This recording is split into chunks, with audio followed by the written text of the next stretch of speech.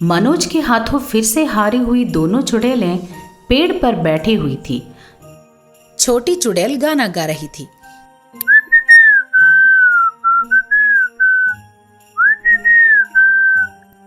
क्या री, बड़े आराम से बैठ के गाना गा रही है?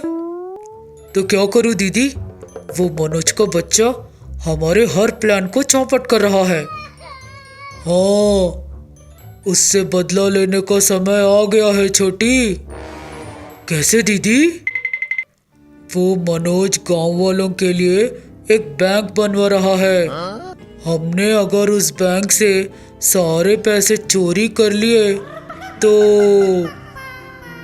हाँ, अगर सारे पैसे चोरी कर लें तो उन पैसों से अपनी मनपसंद की चीजें खरीद कर खा सकते हैं।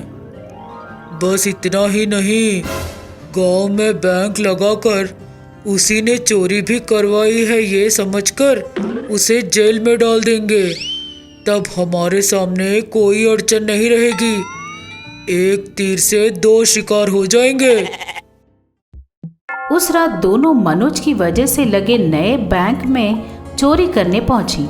वॉचमैन की आंखें बचाकर दोनों अंदर जाकर लॉकर को खोलकर अपने साथ लाए हुए बैग में पैसे डाल लेती हैं। आधे पैसे डाले ही थे कि सिक्योरिटी वाले के आने की आहट हुई। दीदी, कोई आ रहा है, चल चलते हैं। ऐसा सोचकर बस आधे पैसे लेकर वहां से निकल गईं। सुबह बैंक में चोरी की खबर जानते ही मैनेजर मन्नू के पास पहुंचा। ये क्या हो गया? तुमने तो प्रजा की सेवा, प्रजा के आराम जैसी बड़ी बड़ी बातें कहकर तुम्हारे गांव में बैंक लगवा दिया। अब इस बैंक में चोरी हो गई है। ये हमारे गांव के लोगों ने नहीं किया है सर। तो और कौन आया होगा? दूर से ये सब देखती हुई दोनों चुड़ैलें मन ही मन खुश हो रही थी। दीदी, उस मनोज के बच्चे को अच्छा सबक सिखाया हमने। दोनों चुड़ैलें मन्नू के पास पहुंची। क्यों रे मनोज, कौन था वो? वो बैंक मैनेजर था। मेरी बात मानकर ही गांव में बैंक खोल दिया। अब उस बैंक को किसी ने चुरा लिया है। अरे रे, अब क्या करेगा तू? वही मेरी समझ में नहीं आ रहा है। कल कम से कम एक सिक्योरिटी वाला था, आज एक भी सिक्योरिटी वाला नहीं होगा। मुझे ही बैंक की निगरानी करनी पड़ेगी। लेकिन मैं अगर एक बार सो गया ना तो जल्दी नहीं उठता। मुझे डर लग रहा है, पता नहीं क्या होने वाला है। अरे कुछ नहीं होगा, तू हिम्मत रख।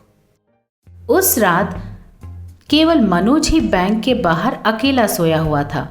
दोनों चुड़ैलें बैंक में घुसकर बैंक के सारे पैसों को बैग में डालकर घर आकर उन पैसों को इससे पहले चुराए हुए पैसों के साथ रखते हुए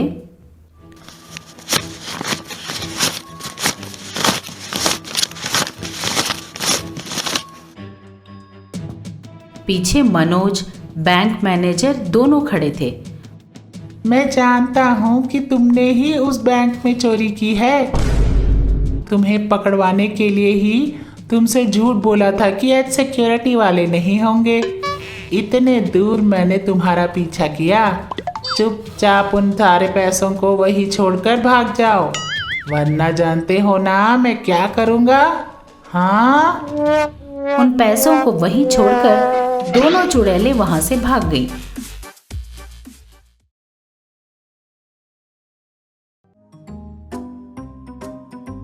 एक गांव में मोहन नाम का आदमी रहता था। उसका एक बेटा था विष्णु। मोहन ऑटो चलाकर अपने परिवार का पोषण करता था। विष्णु बिना किसी काम धाम के बेकार घूमता रहता था। एक दिन जब विष्णु सो रहा था, मोहन अपनी पत्नी से कहता है, एक लौता बेटा है करके लाड़ किया और ये एकदम गधा बन गया। मुफ्त की रोटी तोड़ता है, दोपहर तक सोता रहता है। ऐसा ही चलता रहा तो ये सुधरेगा कैसे? किसी न किसी दिन उसे जरूर अकल आ जाएगी। मेरे जीते जी अकल आएगी तो अच्छा हो। मोहन के जाते ही विष्णु उठा। लगता है गया। बाप रे, सुबह सुबह ही शुरू हो गया था। वो बाहर आया और अपने दोस्त विशाल की गाड़ी पर चढ़ गया। दोनों जब रास्ते में जा रहे थे तो शांति नाम की लड़की इनके सामने आई। शांति को देखकर विष्णु बोला, क्या लड़की है बाबा, मैं फिक्स हो गया। शादी करूंगा तो इसी लड़की से। अबे वो पड़ोस के गांव के सरपंच की बेटी है। क्यों? सरपंच की बेटी हुई तो क्या मैं डर जाऊं? क्या सरपंच की बेटियां शादियां नहीं करती? उनके पति नहीं होते? अबे ये पिक्चर के डायलॉग जाकर कहीं और मार। जाकर उसके भाई से ही बात कर ले। जरूर पूछूंगा। पहले उस लड़की से तो पूछ लूं क्या कहती है। अरे ओ लड़की, हाँ तुम ही।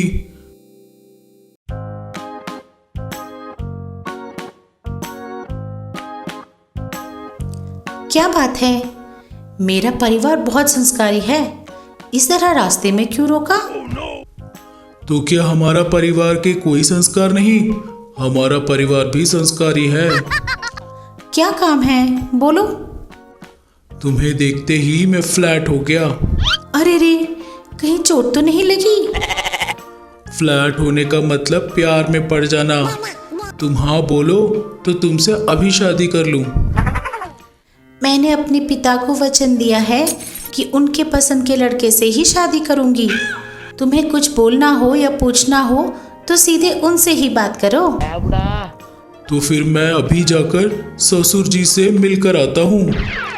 सारी बात सुनकर भूपति बोले, मेरी बेटी की शादी तुझसे करूं? बाप के पैसों पे जीता है रे तू। मैं अपनी बेटी की शादी कैसे करवा दूं तुझसे? चल भाग यहाँ से। तुम्हारी बेटी से शादी करने के लिए मैं कुछ भी करने को तैयार हूँ। मैं जो भी कहूँ करेगा। 1 महीने में 5 लाख कमा कर ला।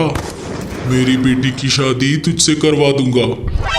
विष्णु ने बात मान ली कि रास्ते में एक तरबूज के बगान के सामने बैठकर 1 महीने में 5 लाख कैसे कमाऊं? वो उदास बैठकर सोच रहा था कि तभी उस बगान के एक तरबूज ने विष्णु को देखकर कहा, क्यों विष्णु, ऐसे क्यों मुंह लटका कर बैठे हो? विष्णु ने चारों तरफ देखा कि आवाज किसकी है। तरबूज फिर से बोला। ये देख विष्णु दंग रह गया। क्या तुम बोल सकते हो?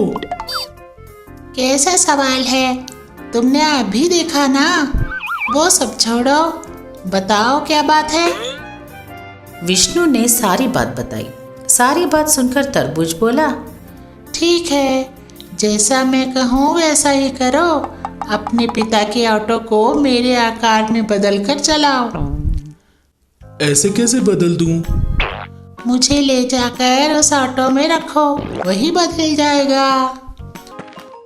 विष्णु उस तरबूज को लेकर ऑटो में रख दिया।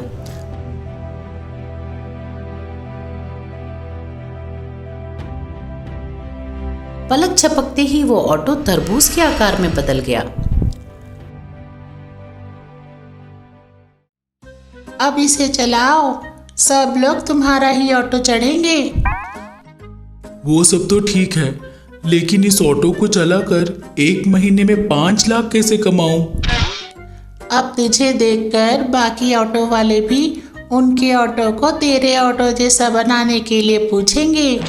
उनसे तुम पैसे ले लेना, जल्द ही 5 लाख जुड़ जाएंगे।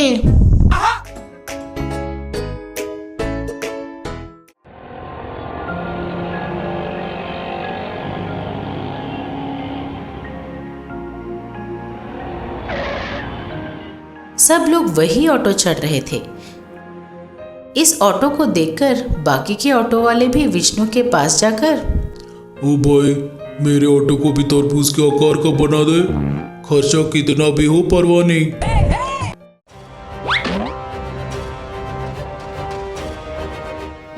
उसने सभी के ऑटो में तरबूज को रखा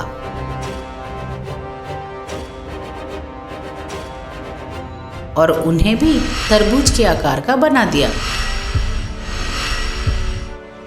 1 महीने में 5 लाख कमाकर अपनी प्यारी शांति से शादी कर ली और खुशी खुशी रहने लगा। ऐसे ही ज्ञानवर्धक कहानियों के साथ हम फिर मिलेंगे।